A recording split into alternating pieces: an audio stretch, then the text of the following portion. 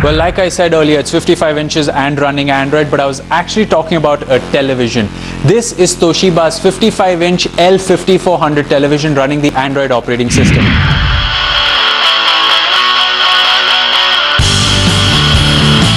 Let's get the basics out of the way.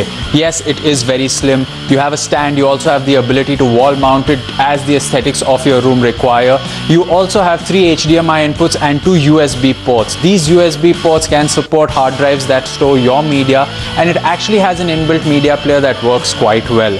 Now what we have with us are actually 2 remotes. One is your typical standard remote with your channels and volumes and setting controls, but what's really neat is at the bottom you also have media controls. So if you're using the inbuilt media player and you need to pause or skip videos or fast forward or rewind, you can actually do it from the comfort of the remote as well. The TV also comes with another remote that helps you navigate. Now since it's running Android, you have a mouse-like clicker on the screen. Now in the center of the remote you have an analog stick that will help you navigate the on-screen pointer. It would be great if you had a keyboard and mouse setup because it's easier to type, especially if you have a really long email ID and password to set up your Google account. Nonetheless, you do have the clicker in the middle and it works really well. Just like your Android smartphone, the remote offers you the ability of a back, home and menu button that work as seamlessly as it would on your Android smartphone. But let's get back to the television, which is of course the highlight of this product. It's a 1080p panel that is full HD LED. It looks gorgeous. We have to tell you, we've watched a lot of videos on it and they look absolutely stunning.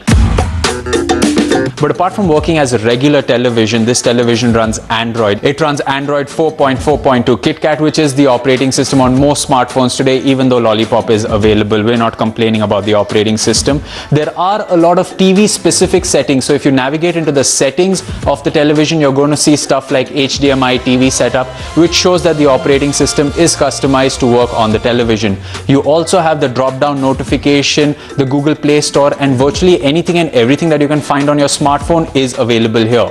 Setting it up is as easy as setting up your smartphone. You switch on the television and connect to your home Wi-Fi network. If you don't have Wi-Fi and Ethernet, there is an Ethernet port at the back of the television as well.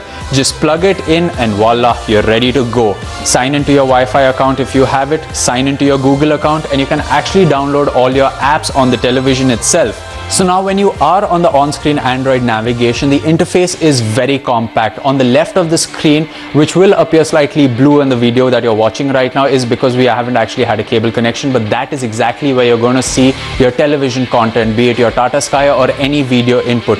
To the right of that, you're going to see the Google Play Store, some settings and apps. So the entire interface is actually put in quite compact, so it's easy for you to navigate from the comfort of one screen. At the bottom of the screen, you're going to see the back, home and multitasking buttons, which you have seen on any Android smartphone, and they work quite seamlessly. The TV has built-in mirroring. All you need to have is a screen mirroring app on your smartphone, switch it on, switch on screen mirroring on your television, and you're good to go. You can watch movies, read your books, play games. It works very seamlessly. Even creating a YouTube playlist and watching that on the television looks much better. It also has a game mode, so if you're actually a gamer and you want to hook up your PlayStation or your Xbox, you might want to check out the game mode. What it essentially does is adjusts the brightness and contrast to suit the dark or vibrant colored environments of games. Now if you read through the spec sheet of the TV, it says it has Dolby Digital Plus. Now it might all sound like jargon, but let's put it to the test. We actually saw some really bass heavy videos on the television, and I must say they did sound pretty loud. Well, the million-dollar question in your head right now is, how much is this TV priced at? Well, it's priced at 1,30,000, and if you see the competing televisions from the likes of Samsung and Sony and even LG out there, the TV is very competitively priced, with 2 advantages in the market right now that the competition really isn't offering. I mean, Samsung has its own operating system on the smart TVs and so does LG, but running Android on a television, which is a tried and tested operating system on your smartphones and tablets, does give it the edge. You also have the cricket mode, which is of course something you're going to look forward to since the World Cup is around the corner. If you're in the market with a budget of $1 lakh to $1.5 lakh and are looking for that next LED TV in your room, you can definitely consider the Toshiba L5400.